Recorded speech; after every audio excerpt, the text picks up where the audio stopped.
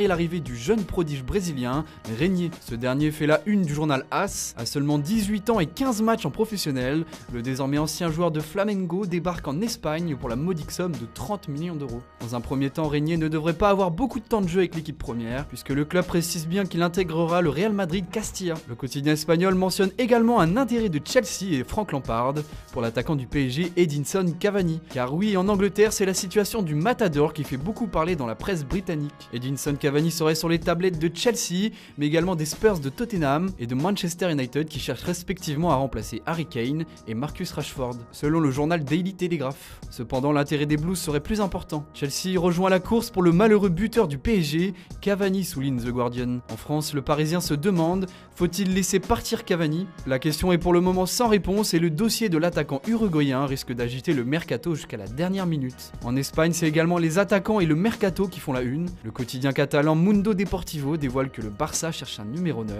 pour pallier la longue blessure de son joueur Luis Suarez. Deux noms sortent du chapeau, Pierre-Emerick Aubameyang et Rodrigo. L'attaquant d'Arsenal serait la piste privilégiée par les dirigeants Blaugrana. L'international gabonais est en fin de contrat en juin 2021 avec les Gunners. Quant à l'attaquant de Valence, Barcelone garde un œil attentif à la situation de Rodrigo. Le journal Sport révèle une autre piste qui fait saliver les Catalans, celle menant à Timo Werner. Le jeune attaquant du RB Leipzig explose tous les compteurs cette saison en Bundesliga. Le Barça veut tenter sa chance pour attirer le meilleur buteur allemand, mais le Real Madrid et Liverpool sont également sur les rangs. Sa clause libératoire serait fixée entre 50 et 60 millions d'euros. On passe de l'autre côté des Alpes, où l'Inter Milan n'a pas terminé son mercato selon le Quotidiano Sportivo. Après s'être attaché les services d'Ashley Young, en provenance de Manchester United, les interistes pourraient réaliser un triplé de joueurs d'ici fin janvier. Victor Moses, Olivier Giroud et Christian Eriksen seraient proches de débarquer en Italie, chez le deuxième de Serie A. Pour le latéral nigérian, un accord aurait été trouvé avec Chelsea, et il serait même déjà à Milan pour passer sa visite médicale. Concernant Olivier Giroud, les discussions sont toujours en cours. Le Corriere dello Sport dévoile que pour le Danois Eriksen, tout est entre les mains des dirigeants londoniens. L'Inter a dévoilé son offre pour tenter d'arracher le joueur des Spurs,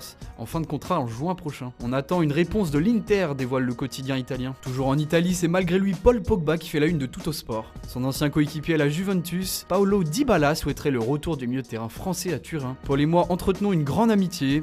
J'espère qu'on célébrera de nouveaux buts ensemble. Une véritable déclaration d'amour de l'attaquant argentin de la vieille dame. Paul Pogba ne sait toujours pas de quoi son avenir sera fait, mais un départ durant ce mercato d'hiver semble très peu probable, sachant que le joueur de Manchester United est actuellement indisponible à cause d'une blessure à la cheville. Enfin, du côté de Manchester United, The Sun dévoile qu'Ole Gunnar Solskjaer est en sécurité avec les Red Devils. En effet, même si les Mancuniens n'accrochent pas l'Europe à la fin de la saison, le coach norvégien sera conforté à son poste. Une nouvelle qui rendrait fou furieux une ancienne légende du club, Gary Neville. Ce dernier pense que Solskjaer doit être limogé car il ne répond plus aux attentes d'United. L'ancien latéral a même affirmé que Mauricio Pochettino, récemment licencié à Tottenham, attendrait un coup de fil de Ed Woodward, directeur général des Red Devils. Ambiance. Et nous avons une pensée particulièrement pour l'ancien Nantais Emiliano Sala et ses proches aujourd'hui. Cela fait 1 an que son avion s'est écrasé en mer.